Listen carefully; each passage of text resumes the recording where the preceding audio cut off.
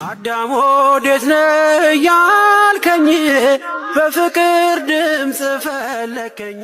እኔ አገር ቤት ገርጂ ማርያም የምታውቁ ሰዎች አላችሁ። ይሄን ምስክርነት አንዴ አገር ያስገረመ በእንዲህ አንዲት ልጅ ይወዳል ሲጠይቃት አልፈልግም ጓደኛ አለኝ አለችው። እምቢ ከተባለ ሰው ልጅ መሄድ ነው ያለበት። የግድ እኔ ካላልኩ ብሎ እኔ ያልኩት ካልሆነ ማለት ግትርነት ልክ አይደለም። ያማል በርግጥ ምንም ማድረግ አይቻልም፣ ግን ያው ምንም ማድረግ አይቻልም አለ እንደ ደረሰበት ጓደኛ አለኝ አለችው ነው አለና እምቢ ብሎ ጠንቋይ ጋር ሄደ። ይሄን እንዲያርገ አለ። ሄደ ሰይጣናዊ ስሞችን ጠርቶ ሰጠ። በሰይጣናዊ ስም ሄዶ አገኛት። በሰይጣናዊ ስም ሲነካት እሷም ከእግዚአብሔር የራቀች ክርስቲያን መሳይ ነች። እዛ ጋር ያለው ጋኔን እዚህ ጋር ያለው ጋኔን አዘ። ይሄ ነው ምስጢሩ። ሄደች አገባቸው። ቤተሰብ ተይያላት። መጀመሪያ ልጅ ወለዱ። ሲወልዱ ግንባሩ ከጉልበቱ የጣበቀ ልጅ ነው። ሰይጣን ጥሩ ነገር አይሰጥም። ሰይጣን ያመጣትን ሴት እንዴት አቅፎ ይተኛል ሰው?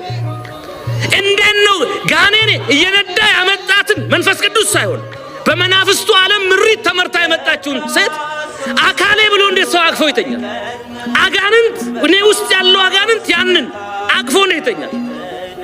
ሁለተኛ ልጅ ወለዱ። ሁለተኛው ልጅ ደግሞ ፈጽሞ ግንባር ብቻ አይን የለም።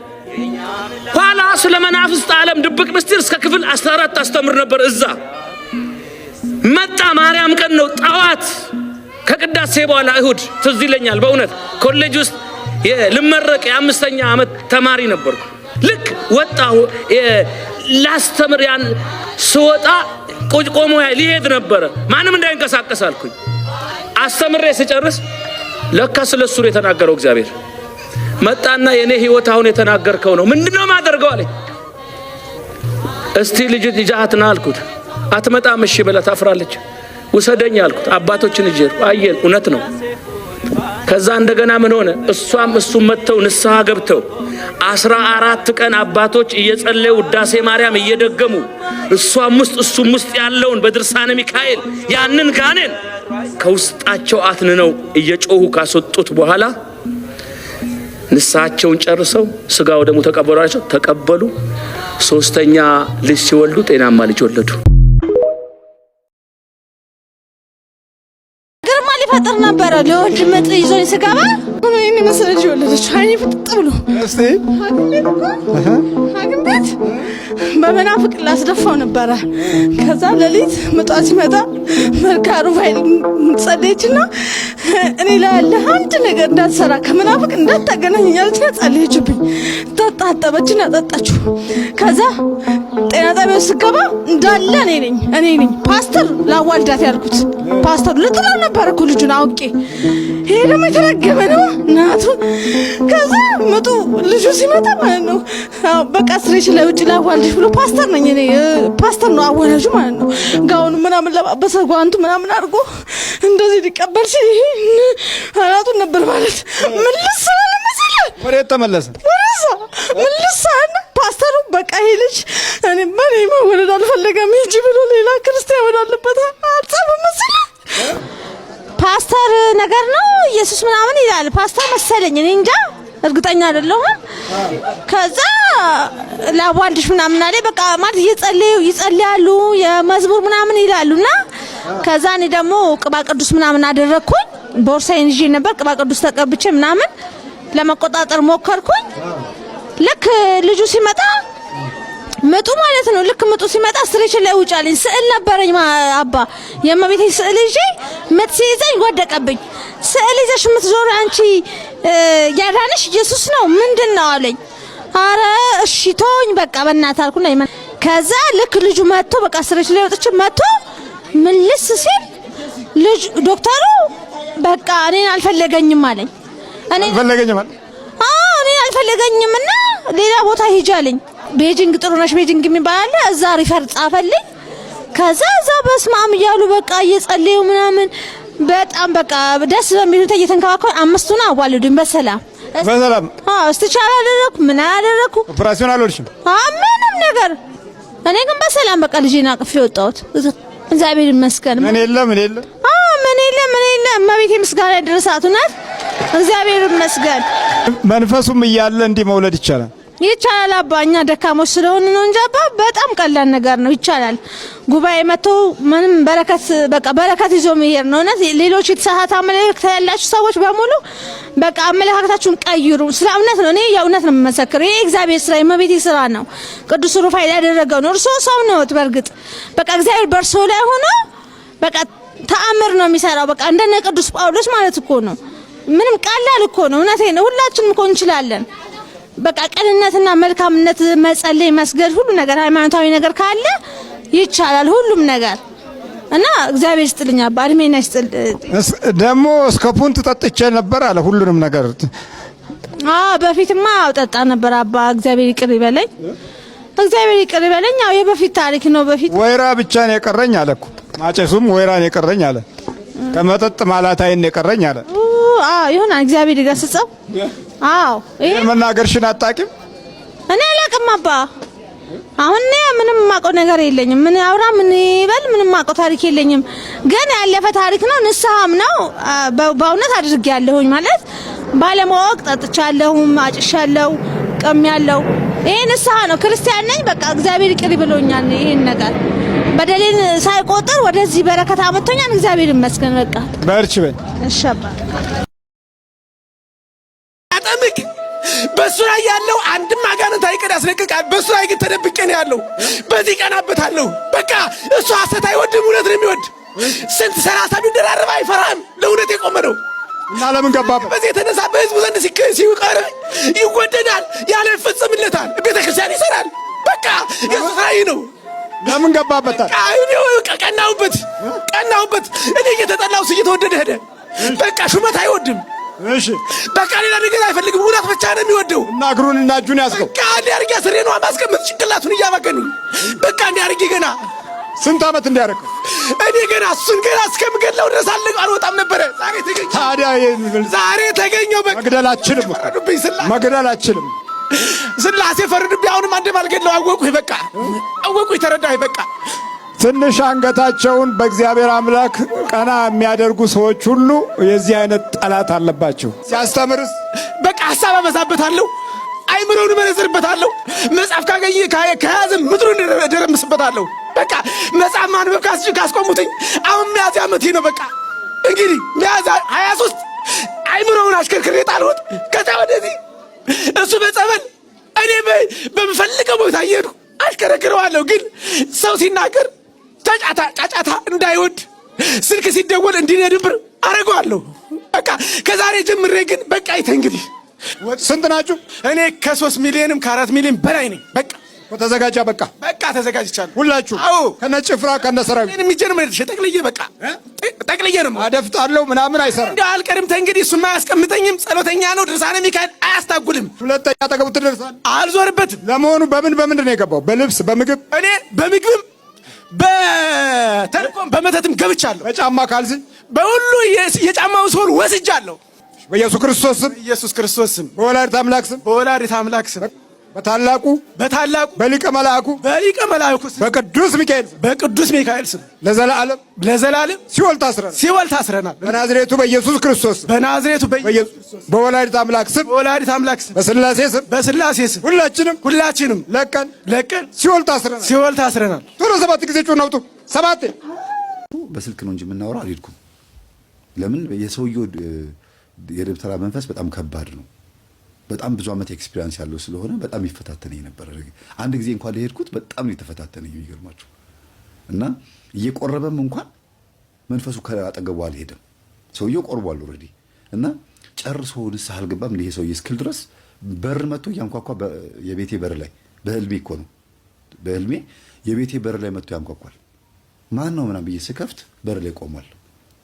ከዛ ግባ ስለው አይ አልገባም ያለህ አልመሰለኝም፣ ሌላ ሰው የሚከፍት መስሎኝ ልገባ ነበር አለ። ያ ማለት በርሲ አንኳኳ በህልም ሌላ ሰው ከከፈተ እኔ ውስጥ ሌሎች መናፍስቶች የኔን ልብ ከፍተውለት እሱ መንፈስ ልኮብኝ እንዲገቡ ያ መንፈስ እንዲገባና እኔን እንግዲህ ሊጎዳ ነው ያሰበው። ያ መንፈስ ለምን ይሄን ሰውዬ ንስሐ እንዲገባ አረከው ብሎ ሊበቀለኝ የሚፈልግ የሰውየው መንፈስ አለ።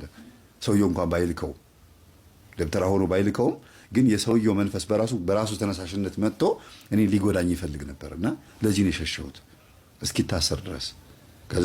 ከዛ መዝሙር ዳዊት ላይ መዝሙር 22 እና መዝሙር 90 ጸልዬ የሰውየው መንፈስ አሰርኩት። በዛው ህልሙን ባየሁበት ሌሊት ለሽንት ስነሳ ህልሙን ጻፍኩት ወረቀት ላይ። ከዛ በኋላ ደግሞ መዝሙር ዳዊት ጸልይኩኝና ከዛ በኋላ ታሰረ። እኔ ጋር የሚመጣው ማለት ነው። አልልኩም እስካሁን ድረስ። በዚህ ልክ ነው የሚፈታተለው። ከባድ መንፈስ ነው። አስቡት፣ በደርግ ጊዜ የደም መንፈስ ነው፣ የራሄሎ የጨንገር መንፈስ ነው። ብዙ ወጣቶችን ደም ያፈስ የነበረ ያሳስር የነበረ ያስገድል የነበረ መንፈስ ነው። የዝሙት መንፈስም ነው። እንደገና የበቀል መንፈስም ነው። የመስተፋቅርም የደብተራም ደግሞ የደብተርና መንፈስም ነው። ይሄ ሁሉ ነገር ነው ያለው ሰውየው ላይ። እንዴት ነው ታዲያ በቀላሉ ሳይጮህ ጸበል ሳይጠመቅ ምንም ነገር ሳይል እንዲሁ ምተው? ሊቆርብ እንደሆነ ሲያቅ መንፈሱ ይወጣል። ወጥቶ ወይ ዛፍ ላይ እንደ ቁራ እንደ ምናምን ዝም ብሎ ሊቀመጥ ይችላል። ወይ ጓሮ አተላ ቆሻሻ የሚደፋበት የቡና አተላ የሚደፋበት ወይም ሌላ ቆሻሻ የሚደፋበት ቦታ ላይ ሊቀመጥ ይችላል። ለምን? ታሰር ያለው የለም፣ ተይዘሃል ያለውም የለም። ዝም ብለህ ንስሐ ገባና ቆረብ ነው ያሉት። ለዚህ ነው ወደ ቤታችሁ ማመጣው ልጆች እና አባታችሁን ጸበል ቦታ ውሰዱትና ይለይለት እግዚአብሔር። መንፈሱን ከያዘለትም ያዘለትም ቅዱስ ቁርባን ስለተቀበለ ብቻ ነው ገጠመኙን የማቀርበው እንጂ ያ ዋናው የደብተራ መንፈስ እስካሁን ድረስ ምንም ምልክት አላ አብረው እየሰገዱ ነው፣ አብረው እየጸለዩ ነው። በመቁጠሪያም ጀርባውን ነካነካ ያደርጓቸዋል ሽማግሌውን። ግን ምንም ፍንክች ያለ ነገር የለም። አስቡ፣ ጥበበኛ ነኝ ብሎ የሚያስብ ደብተራ የነበረ ሰው ላይ የነበረ ሰይጣን ቆርበውም ንስሐ ገብተውም እየሰገዱም የጸለዩም የቀጠቀጡትም ምንም ካልተጋለጠ ቀድሞ ወጥቷል ማለት ነው። ቅዱስ ቁርባኑ ሳያጋልጠው ቀርቶ ሳይሆን ሰይጣን ቀድሞ ሸሽቷል ማለት ነው። እንደ ሌባ ስትደርሱበት ሌባ ዘሎ በመስኮት የሚወጣው ካልያዛችሁት ይሄዳል፣ ያመልጣል አይደል? ግን መስኮቱን በርም ከተዘጋጋበት ትይዙታላችሁ። ስለዚህ ዋናው ጉዳይ ገጠመኙ አስተማሪ ሆኖ መቅረቡ ነውና የእርግማን መንፈስ ሰውየው ላይ ሆኖ ልጆቹ ላይ በደንብ ነው የሰራው እና የብዙ እናቶች እንባ መጥቶ ልጆቼን ጎድቶብኝ ነበረ። በጣም ብዙ ችግር ውስጥ ከቶብኝ ነበረ። አሁንም ቢሆን አግብታችሁ ወልዳችሁ ካላየሁኝ እርግማኑ እንደተነሳና እንዳልተነሳ አላውቅም እያለ እየተናገረ ነው ሰውየው። ጸልዩላቸው። አንደኛ መንፈሱ እንዲያዝለት ለደብተራው ለሰውየው፣ ሁለተኛ ልጆቹ ወግ ማድረግ እንዲያገቡ እንደማንኛውም እንደናንተ እንደሁላችሁም ማለት ነው ወግ ማድረግ እንዲያዩ ጸልዩላቸው። እግዚአብሔር ይርዳችሁ። መልኩ ማለት ነው ቆንጆ ነው። ጸባይም ደግሞ ያን ያክል ለመጀመሪያ ጊዜ መቼም ረባሽነት አይታወቅም፣ ክፋትም አይገለጥም አይደለ? እና አስተዋወቋት። በቁርባን ተጋባች፣ በተክሊል ተጋባች። እሱ እንዲያቆን ነው፣ እሷም ድንግል ናት። ቤቱ ለመጀመሪያ ጊዜ ደስታ አየ። ያው መቼም ጋብቻ የቤት ደስታ ነው አይደለም? ትልቋ እያለች ትንሿ ገባች። ትልቋ በዚህ በጣም ሞራሏ ተነካና አባትየው ማነው እኚህ ካህን አሁንም መልሰው ከአባት ጋር ተመካክረው፣ አባት በነገራችን ላይ ውጭ ሀገር ይመላለሳሉ የልጆቹ አባትና ለልጅቷ ሕክምና መድኃኒት የሚሆን የፈረንጆችን መድኃኒት እያመጡ ያኪኒን ያወጧታል። አባዬ ይሄ ነገር እኮ ሰይጣን እንደሆነ እኮ ነው እንጂ እዚህ ጋር እኮ የምታደርገው ነገር አይደለም። አዎ አውቃለሁ፣ ግን በሕክምናም ትሪት የሚደረግ ከሆነ ልሞክር ብዬ እኮ ነው እያሉ የአቅማቸውን ያክል ይሞክራሉ። ውድ የሆነ መድኃኒት እያመጡ የአእምሮ ችግር ሊሆን ይችላል ተብሎ የሚታሰብ ነገርና ግን ያው ያመጡት የእንቅልፍ ኪኒን ነው፣ እረፍት ይሰጣታል ተብሎ። ካልተኛች በጣም ብዙ ነገር የምታስቸግረው፣ በጣም ትረብሻለች። እና ትልቋም ታገባ ተባለና እንደገና አሁንም ሌላ ዲያቆን መጣ እና ቆሜ ከምቀርና ሰው ከሚጠፋ ላገባ ብላ ስትል ከክፍለ ሀገር የመጣ ሰው ነው። በእርግጥ ግን በጣም ፈጣን የሆነ ሰው ነው እና መሪጌታ ነው። ግን ዲያቆን ተብሎ ነው የሚያገባው። የሚገርማችሁ አላገባም። ሳያገባ መሪጌታ እያሉ ነው የሚጠሩት። እንግዲህ ስርዓቱ ይሁን አይሁን አላውቅም። የሚፈቀድ አይፈቀድ ብትነግሩኝ ደስ ይለኛል። ግን ዲያቆን ሆኖ አግብቶ ነው ከዛ በኋላ የክህነቱንም የምኑንም የሚማረው አይደለ? እና መሪጌታ እያሉ ይጠሩታል። ግን ዲያቆን ተብሎ ነው የተጻፈው። ሲያገባም ዲያቆን ተብሎ ነው ያገባውና ብቻ ዞሮ እንደዚህ ሆነ አገባች። አሁን ሁለቱም በሁለት ዓመት ውስጥ አገቡ ማለት ነው። በአንድ ዓመት ሁለት ሰርግ ማለት ነው። ለቤተሰብ ይከብደዋል ተብሎ ስለታሰበ መልስ አልተደገሰም። ሁለተኛው ላይ በቃ ሰርግ አንድ የባልና የሚስት ቤተሰብ ተሰባስቦ አንድ ጊዜ ነው ፕሮግራም የተካሄደው። መልስ ምናምን የሚባል ነገር አልኖረም። ለምን?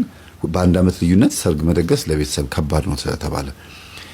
ደግሞ ትልቋ ቶሎ እንድታገባ የተፈለገው ሞራሏ ሳይነካ ራሷን ችግሩ ሳትከት ተብሎ ነው እንጂ ተገኝቶ አይደለም ሰው። እና እውነት በእርግጥ በትክክል አግብተዋል። ትንሿ ወልዳለች፣ አንድ ወለደች። እና ስትወልድ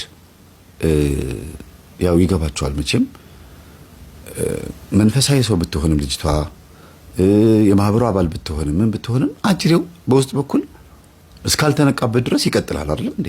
ዛሩ የቤተሰብ አብሮ የመጣው የሚመለከው ዛር ይቀጥላል። ከልጁ ባህሪ የምን መንፈስ እንደሆነ ትረዳላችሁ። ከልጁ ከፔሪዳቸውን ከሚያቋርጠው ትዳር ከሚከለክለው አንፃር የትኛው እንደሆነ ታውቃላችሁ፣ ይገባችኋል እናንተ የኛ ተማሪዎች ማለት ነውና በኋላ ነው ገልጬ የምናገረው። ይቺ ልጅ በኋላ ላይ ስለ ባሏ ትሰማለች። አንድ ከወለደች በኋላ ገና አራስ እያለች በቤተ ክርስቲያን ውስጥ ጥሩ ስም እንደሌለው ድንግል እንዳልነበረ በዛ ላይ ደግሞ ኮተታም እንደሆነ ኮተታ ማለት ደብተራ ስር ማሽቀጠል በጣሾች ጋር ጓደኛ እንደሆነ በጣም ብዙ ነገር ግራ ገባት። እንዴ ምንድነው እኔ አልገባኝም የሚወራው ስላንተ አለች። ምን ሰማሽ አላት። ማን የነገረሽ ንገሪኝ አላት። አይ እኔ እሱን አልነግርህም ግን በጣም ጥሩ ያለው ነገር የምሰማው እንዴት ነው ያገባኸኝ አንተ ግን እንዴት ነው እንደዚህ እናንተ በፍጥረት የተገባ ነው እንዴት ነው እሺ ያልኩት ምናምን ብላ በቃ ጥያቄ መፍጠር ጀመረች። ተወሳሰበባት ብዙ ነገር። ከዛ አስተዳዳሪው ጋር ሄደችና እሷ ቤት የነበሩት አባት ጋር አባቴ ከወለድኩ በኋላ ብዙ ነገር ሰማሁ እና ቀድሜ ብሰማ ኖሮ አላደርገውም ነበር። ምንድነው ስትላቸው ጊዜ ምንድነው አሏት። አይ እንደዚህ ደብተራ ነው አውፈት መፍትሄ ስራ የሚደግም በጥበብ እንደዚህ አንዳንድ ነገሮችን የሚያደርግ ሰዎችም እየመጡ ወረቀት አስቀምጦ ይሄዳሉ እና እንዲሰራላቸው የሚፈልጉት ነገር አለ አለች። አሃ አይ ይሄ እኮ አብነት ትምህርት ቤት ላይ ያለ ነገር እኮ ነው፣ ጥበብ እኮ ነው፣ አይዞሽ ልጅ ችግር የለውም አሏት። አለቻቸው ችግር የለውም ይሄ እኮ ቀላል ነገር ነው፣ ሁሉም የሚያውቁት ነው። የእህትሽም ባል አንቺም ያንቺም ባል ቢሆን እኔም ቢሆን ይሄን ነገር እኮ እናውቀዋለን እኮ። አጠቃላይ ቤተክርስቲያን ውስጥ እንደ ጥበብ ነው የምንጠቀመው፣ ለውቀት እንጠቀመዋለን፣ ሰዎችን ለማዳን መፍትሄ ስራ ይጠቀማለሁ አሏት። ፈረጠ ማንነታቸው። እንደዛ ነው አለቻቸው። ከዛ ሻለችና ጀመረች ማለት ነው መፍትሄ ስራ ምን እንደሆነ ለማወቅ። በቀለበት ባለቤቷ የሚሰራው ነገር እንዳለ ያወቀችው በምድር ሰዎች መተው እንዲሰራል እንግዲህ የሱ ሚስት ነሽ አይደል አባክህን እንደው ያዘዝኩህን ነገር ቶሎ አድርስልኝ ቀለበቱን ማምጥቼ አስቀምጫለሁ ይሄው እንኪ ስጪው ምናምን ብለው ሰተዋት ይሄዳሉ። ከዛ እሱ ይበሳጫል። እንደዚህ በመሆኑ ይናደዳል። ለምን ከኔ ጋር ብቻ ነው ማውራት ያለባችሁ ለምንድን ነው ከኔ ጋር ማታወሩ ሲላቸው ስልክህን ቢያለን ይሉታል። እሷ በማወቋ በጣም ተናዷል። ግን ያው ሚስቱ ነች ምንም አታመጣም። እና ሰርች ስታረግ መፍትሄ ስራ ስለ መፍትሄ ስራ እያብራራ ነው እኛ ነን አብዛኛው መፍትሄ ስራ ምን እንደሆነ ምን አብራራው። እንደገና ደግሞ ደብተራ የሚባል ዩቲዩብ አለ። መፍትሄ ስራዬን ጥሩ በሆነ ጎኑ የቤተ ክርስቲያን መጽሐፍ እንደሆነ የአባቶች መጽሐፍ እንደሆነ ማለት ለማብራራት የሞከረው ነገር አለ። ያና ሁለቱ ተምታታባት። ከዛ የኛን ትምህርት በጎን ማዳመጥ ጀመረች። በቃ ግድ ሆነባት። ስታዳምጥ ስትከታተል እየቀፈፋትም ማለት ድምጼ ሁሉ ያስጠላታል።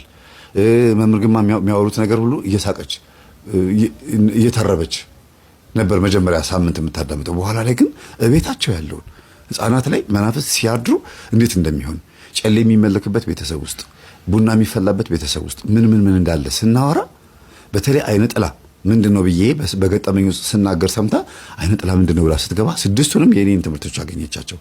አይነ ጥላ ምንድነው ብዬ 6 ትምህርት አስተምሬያለሁ። በደንብ አዳመጠችና ራሷን ያዘች፣ ደነገጠች። እንዴ ማኛ ቤት ውስጥ ያለ ችግር ነው አለች። ከዛ ሄደችና ለኚህ አባቴ ይሄን ሰማሁኝ እና መፍትሄ ስራ ጥሩ እንዳልሆነ እነዚህ ሰዎች ይናገራሉ። እርስዎ ደግሞ እዚህ ጋር ጥሩ ነው እያሉ ነው እና ደግሞ እኛ ቤት ውስጥ ያለው ችግር አይነ ጥላ ፔሪድ እንደሚያዛበብኝ ትዳር እንደሚያርቅ ገርጋሪ እንደነበረ ደብተርና ደግሞ የቤተ ክርስቲያናችን ትምህርት እንዳልሆነ ደግሞ ይናገራሉ። ምንድነው አለቻቸው። ልጅቷ ሐቀኛ ናት፣ ትክክል ነው፣ ትጠይቃለች። አረ የግርማ ዘሮች አታዳምጪ፣ የግርማ መምህር ግርማና ልጆቹ እንዳለ ደብተራና ጠንቋዮች ናቸው፣ እኛ የነሱ ህብረት አይደለንም። ይሄ እኮ እነሱ እኮ ቆሻሻ ነገር የሚያስተምሩት እኮ የቤተ ክርስቲያን የሆነውን ንብረት ዶክተር ኦፍ ዘ ቸርች የተባሉትን ደብተራዎችን እኮ ነው የሚሳደቡት እነሱ ብለው አዘበራረቁባት። እኮ ደብተራ ከሆኑ ታዲያ እኮ ትክክል ናቸው ማለት ነው አለቻቸውና ደነገጡ። እምልሽ ነጭ አስማትና ጥቁር አስማት የሚባል አለ። ነጭ አስማት የሚባለው እኛ የምንሰራው ነው፣ ለጥሩ ነገር ነው የምንጠቀመው። ግርማ ደግሞ በመቁጠሪያ አድርጎ በድግምት አድርጎ እንደዚህ አድርጎ ህዝቡን ያስጮሃል።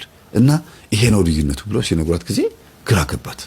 የሚለፈልፈው መንፈስ እሱ ቤት ውስጥ ያለው ዘሮቻቸው ላይ ያለው ነገር ታውቃለች። እና ወደ አክስቷ ደወለችና እማዬ ያው እንግዲህ አክስቶቻቸውን ሲጠሩ ቤት ውስጥ በሚመጣው ነውና እማዬ ምንድነው እስቲ እኛ ዘር ላይ የሚመለከው እናንተ ቤት ያለው ምንድነው? ከእናንተ ጋር ስትጣሉ ብዙ ጊዜ እሰማለሁ።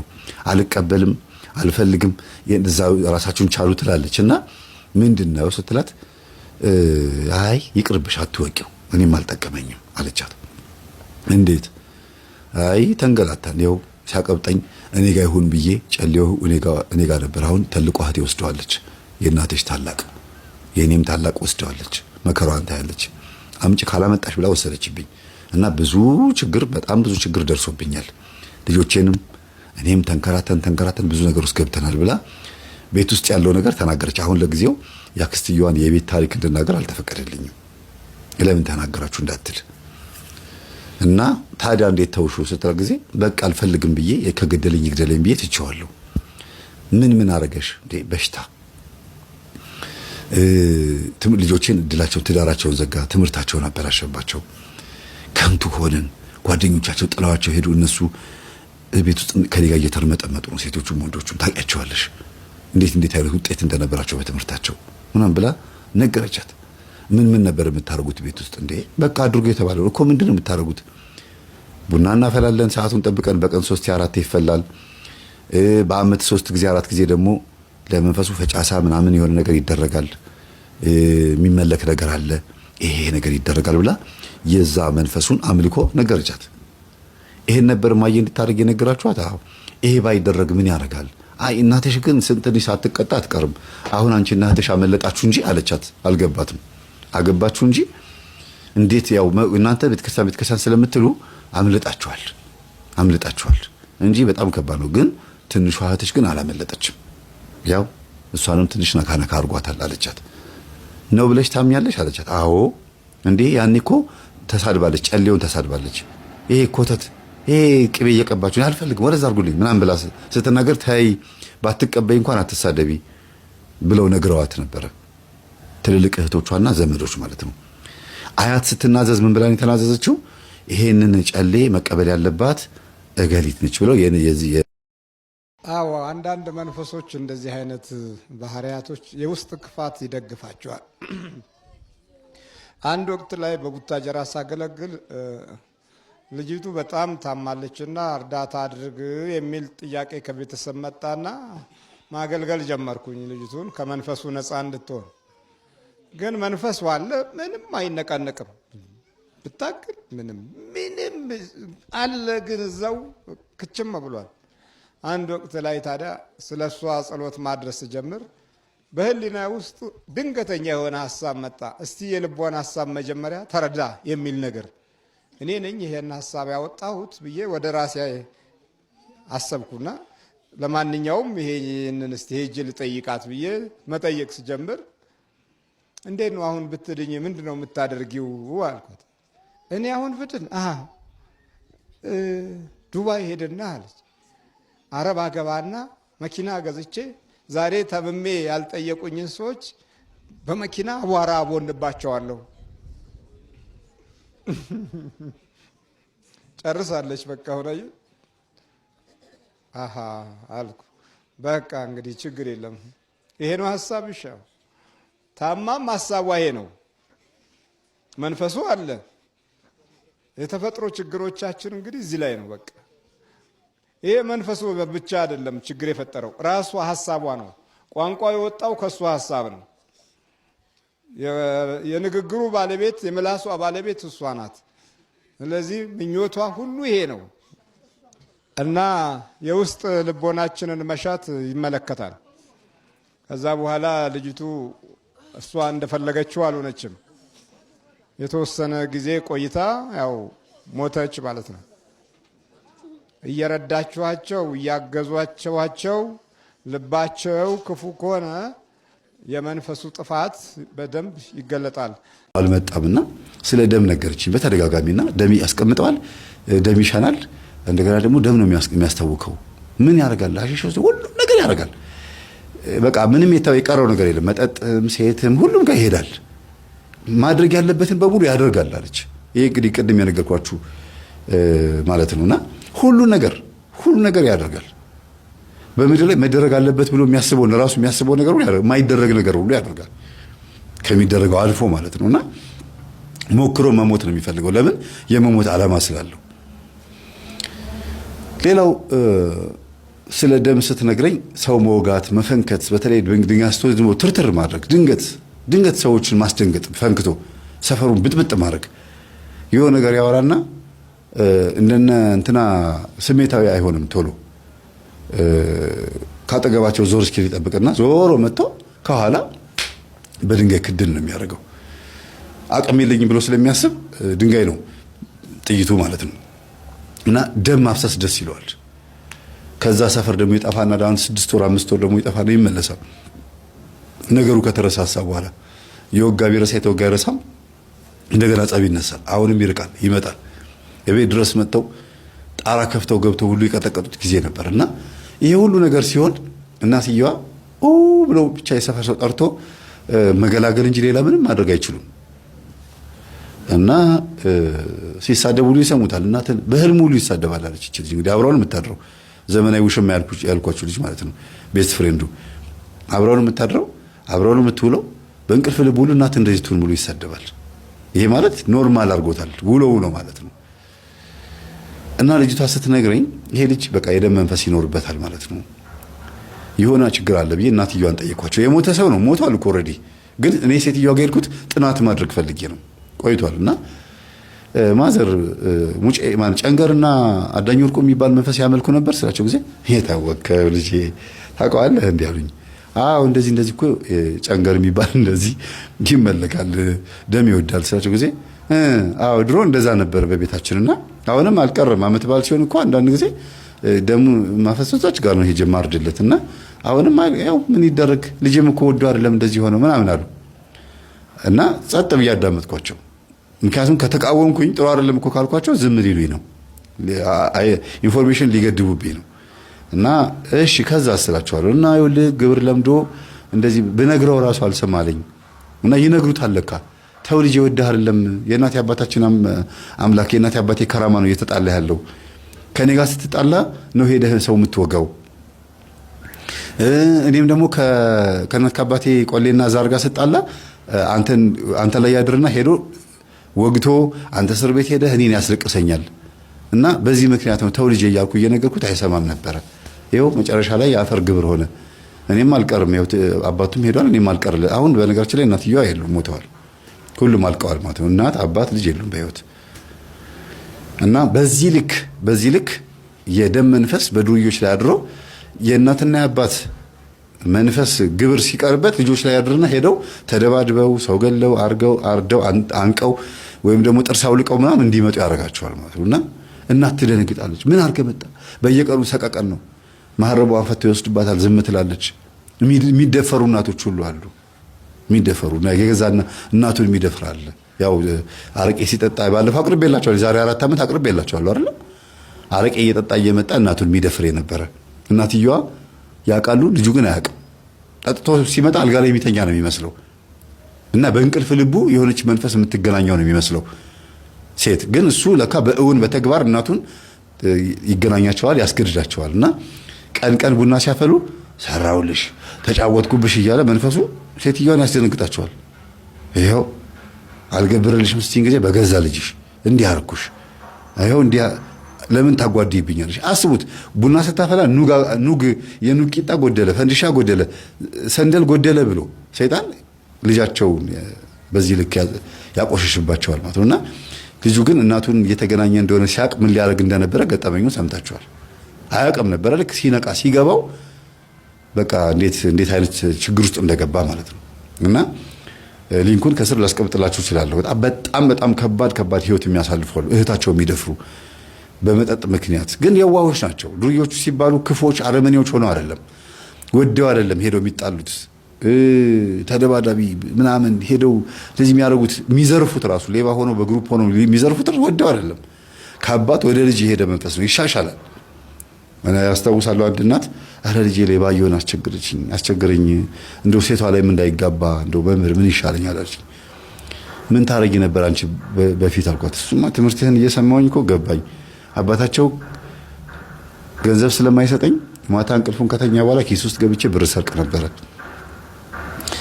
ይሄ ትንሹ ልጄ ነው። ትልቋ ሴቷ ልጄ እንዲህ ነገር የለባትም። ሌባ ከመሆኔ በፊት የተወለደች ናት።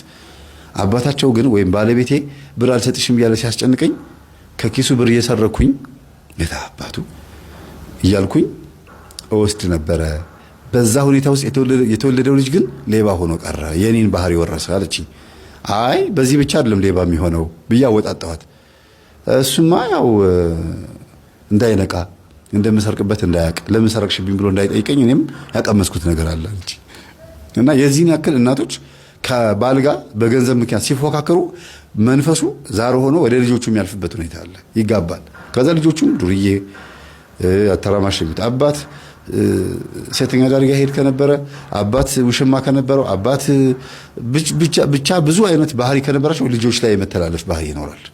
እና ዱርዬው መንፈስ ዱርዬ ከመሆኑ በፊት መጀመሪያ ብዙ ዘመናትን ተሻግሮ የመጣ ስለሆነ በእናት በአያት በቅድመ አያት ምናምን ተሻግሮ የመጣ ስለሆነ አሁን ደግሞ ልጆቹ ይረከቡትና በቃ ምንም ሰው ጤፉ ማለት ነው። ምንም የማይመስላቸው በማህበራዊ ሚዲያ በዚህ ልክ ሰውን ሲሳደቡ ሲያዋርዱ በማህበራዊ ሚዲያ እንደዚህ ብሎ ቃላቶች ሲናገሩ አይሰቀጥጣቸውም። ለሰው ምንም ክብር አይኖራቸው። ቄስም ቢያዩ መነኩሴም ቢያዩ ሃይማኖተኞች አባቶች ያዩኛል ብለው እንኳን እያሰቡ እንኳን በቃ ምንም ምክንያቱም በቃ የሉም። በየደቂቃው በየሰዓቱ ከመጠጥ ከሐሺሽ ከሲጋራ ከተለያዩ አደንዛዥ ነገሮች ጋር ስለሚቆዩ ሰው የሚሆኑባት ደቂቃ ትንሽ ናት፣ ወይም እንደ ሰው ማሰብ የሚችሉባት ደቂቃ ማለት ነው። ከዚሁ ጋር ጎን ለጎን ሐሺሽ ባይወስዱም እንኳን እልህና ንዴት የሚባለው ራሱ ከሐሺሽ ጎን ለጎን እኩል የሚቆጠር አደንዛዥ እጽ ነው። ንዴትና እልህ፣ በተለይ እልህ።